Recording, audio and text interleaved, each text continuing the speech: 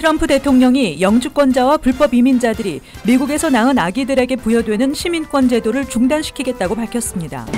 민주당 주요 인사들과 언론사에 폭발물 소포를 배송한 용의자가 100명 이상의 타겟 리스트를 가지고 있었던 것으로 밝혀졌습니다.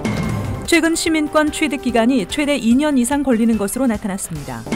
연방준비제도의 금리 인상 계획에 변화가 생길 수 있다는 전망이 제기되고 있습니다. 하버드대 아시안 입학 지원자 차별 소송이 진행되고 있는 가운데 아시안 편견 문제가 또 다른 쟁점이 되고 있습니다. 이상은 이 시각 주요 뉴스입니다. 시청자 여러분 안녕하십니까? KBN 뉴스입니다.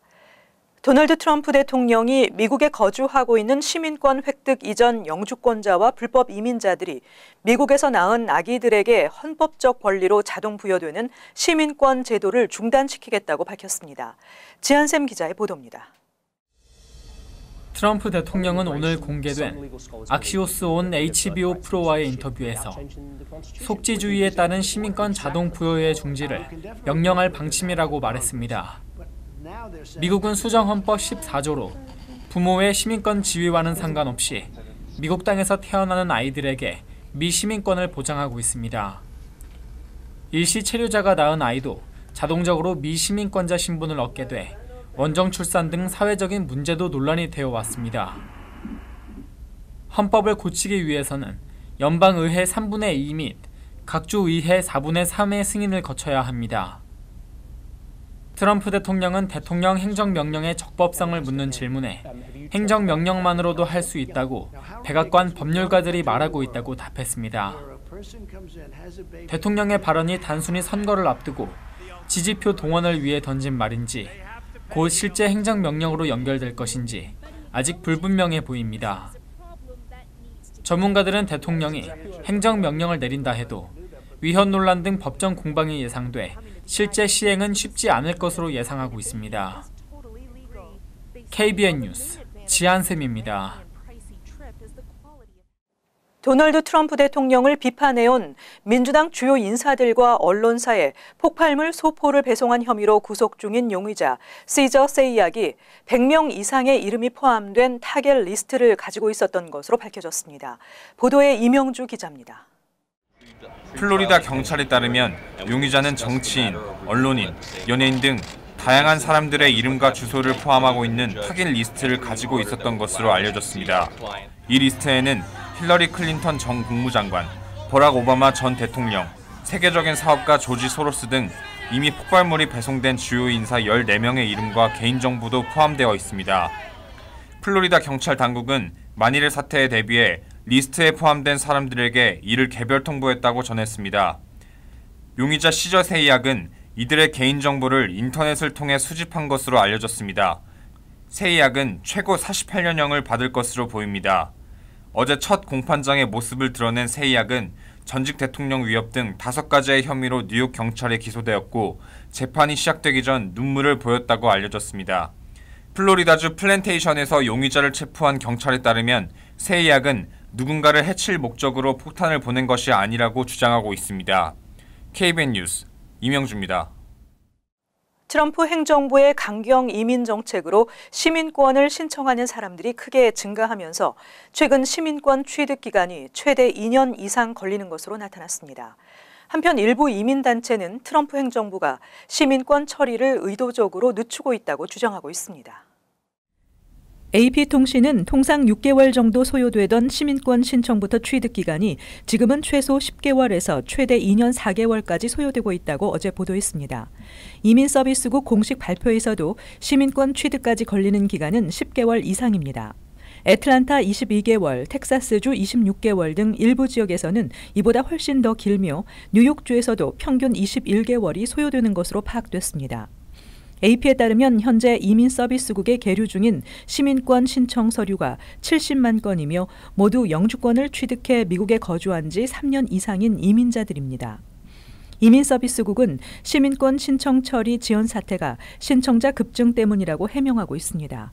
실제로 트럼프 행정부 출범 이후 강경한 이민 정책의 영향으로 2016년 한 해 동안 시민권 신청이 전년보다 27% 급증했고 2017년은 전년보다 8% 늘어 85만 건이 접수됐습니다. 트럼프 행정부가 불법 체류자 단속에 이어 합법 이민 심사마저 강화하자 시민권의 중요성이 커졌기 때문입니다. 여기에 이민단체들이 트럼프 행정부의 반이민 정책에 맞서기 위해서는 유권자 투표가 중요하다고 홍보를 강화한 것이 시민권 신청이 급증한 주 요인으로 분석되고 있습니다. 한편 일부 이민자와 이민단체는 트럼프 행정부가 시민권 처리를 의도적으로 늦추고 있다고 주장하고 있으며 한 이민자 권익옹호단체는 최근 시민권 수속 적체와 관련해 각 지역 적체 처리 현황을 공개하라는 연방정부 상대 소송을 제기했습니다. 연방준비제도의 금리 인상 계획에 변화가 생길 수 있다는 전망이 제기되고 있습니다. 이 같은 전망은 최근 미국 증시가 극도로 부진한 데 따라 금융 불안전성이 높아졌기 때문입니다. 미국의 금융 안전성을 측정한 골드만삭스 금융상황지수가 10월 들어 급등해 지난해 4월 이후 가장 높은 100에 근접했다고 파이낸셜 타임스가 보도했습니다. 장기 채권 금리, 기업의 차입률, 환율, 주가 등의 영향을 받는 금융상황지수는 현재 미국의 금융 상황이 경제에 얼마나 우호적인지를 평가하며 지수가 높을수록 경제에 부정적인 영향을 미칠 가능성이 높다는 뜻입니다. 금융상황지수가 10월 들어 급등한 원인으로는 S&P 500 지수가 이달 들어 8% 이상 급락하는 등 증시가 극도의 부진에 빠졌고 미국 10년물 국채 수익률은 8월 말 2.80%에서 현재 3.23%까지 상승해 불안감을 키웠기 때문으로 풀이되고 있습니다. 달러화 가치도 지난 8월 기록했던 연중 최고치에 근접했습니다. 이에 따라 연준이 최근의 금융 상황을 가볍게 보지 않을 것이기 때문에 금리 인상에 대한 속도 조절론이 조심스럽게 제기되고 있습니다. 뉴욕주가 공립학교의 엄격한 신원조회와는 달리 채용이 허용됐던 사립학교 취업 과정에 지문조회를 의무화합니다. 이를 통해 엄격한 백그라운드 체크를 실시하고 취업에 결격사항이 있는지의 여부를 확인한다는 것입니다. 뉴욕주 사립학교협회는 소속 학교들에게 신규 학기부터 직원 채용 시 지문조회를 할 것을 최근 지시했습니다. 대부분의 사립학교와 종교기관 부설 학교들은 직원 채용 시 신원조회를 해왔지만 지문조회까지는 하지 않았었습니다.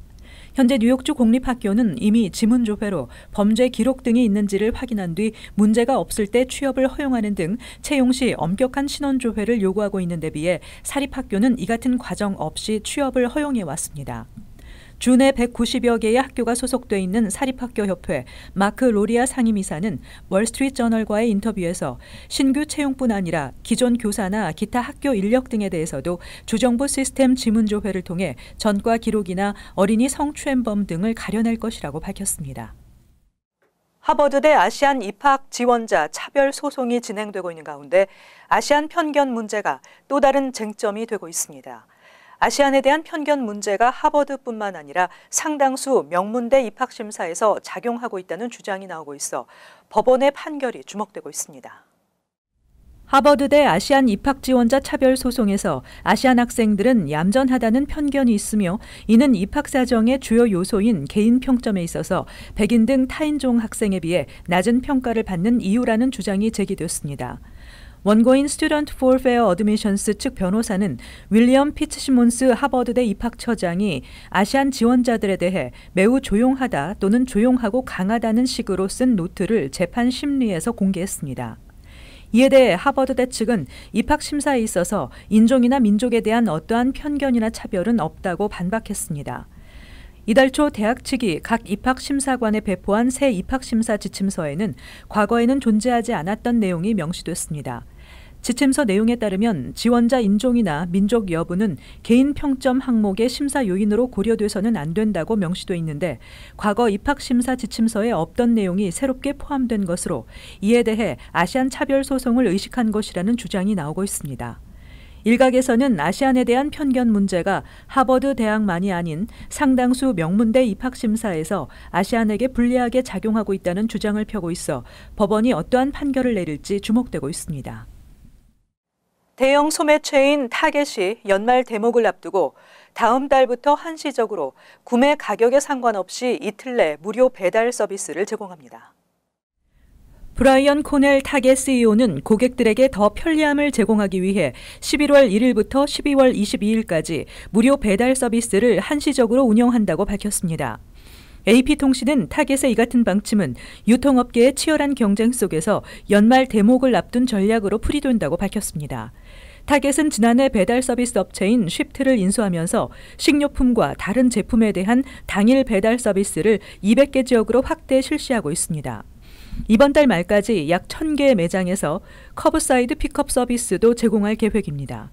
한편 월마트는 2017년 1월부터 가정 필수품 등 자주 구매하는 제품에 대해 온라인으로 $35 이상 구매 시 2일 내 배송 서비스를 제공하고 있습니다. 아마존은 연회비 $119를 낸 프라임 회원을 대상으로 2일 내 무료 배달과 영화와 음악, 스트리밍 서비스도 제공하고 있습니다.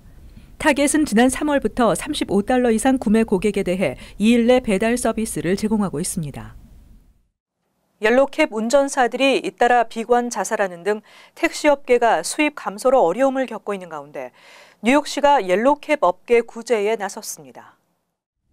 뉴욕시 택시 리무진국 미라 조시 국장은 최대 $2,000만 규모의 옐로캡 관련 각종 면허 갱신 비용을 감면해 주는 데 합의했다고 밝혔습니다. 민주당 소속 마크 레빈 뉴욕시 의원은 이에 대해 이번 감면 조치는 옐로캡 운전사를 도울 장기적인 구제안을 만드는 동안 실행되는 단기적인 해결책이라고 전했습니다. 시 옐로캡 면허를 소유한 업체나 개인은 면허 갱신 비용으로 매 2년마다 대략 $1,650를 지불하며 장애인을 태울 수 있는 택시는 추가로 $540를 내야 하는데 이들 옐로캡의 면허 갱신 비용을 면제함으로써 뉴욕시가 포기하는 수입은 거의 $2,000만 달합니다. 그간 택시업계는 업계 고충에 대해 반응이 없었던 조시 국장에 대해 비난해 왔는데 이번 조치가 내려지자 크게 환영의 입장을 표하면서도 이번 감면이 영구 감면이 아닌 유예일 가능성이 있다며 우려하고 있습니다. 지난해 11월 이후 자살한 운전자 7명 중 3명이 옐로캡 운전자로 조사됐는데 이들 모두 경제적인 어려움으로 자살을 선택한 것으로 밝혀졌습니다. 이처럼 택시업계가 전반적인 침체를 겪고 있는 가운데 레빈 의원은 옐로캡 운전사 구제 조례안을 시의회에 발의했습니다.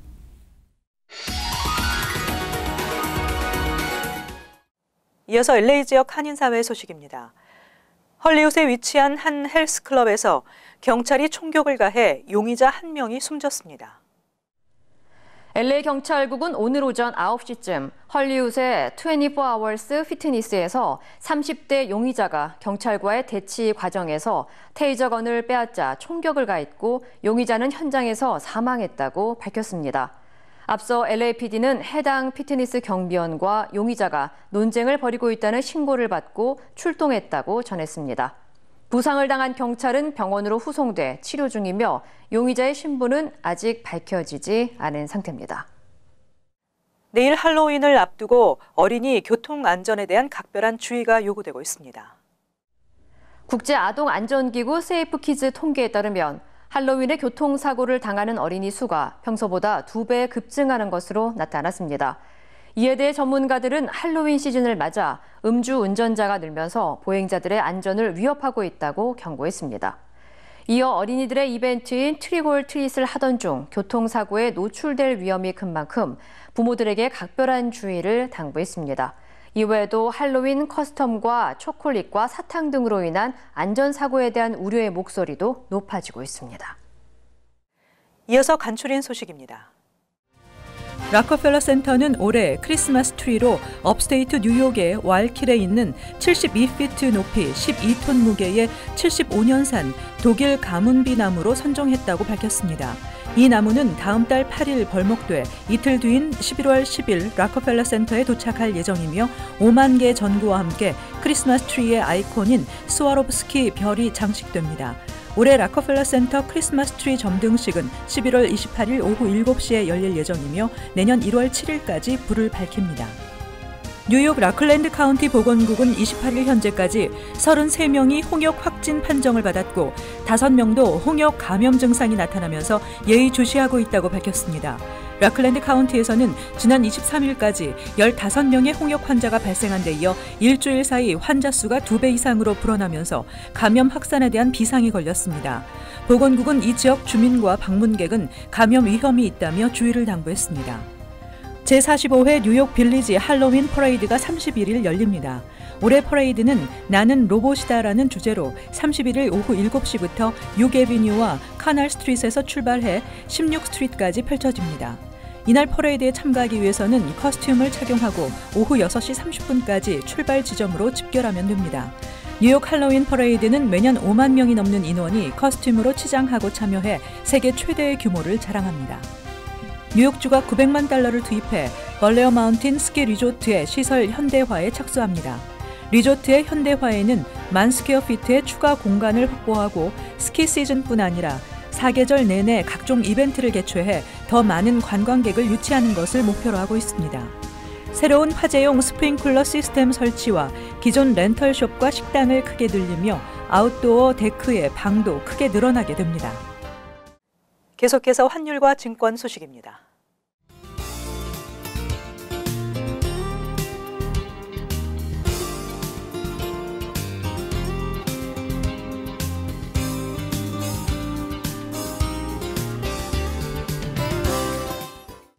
끝으로 날씨 전해드립니다. 수요일 대체로 맑겠지만 오후부터 차차 흐려지겠습니다.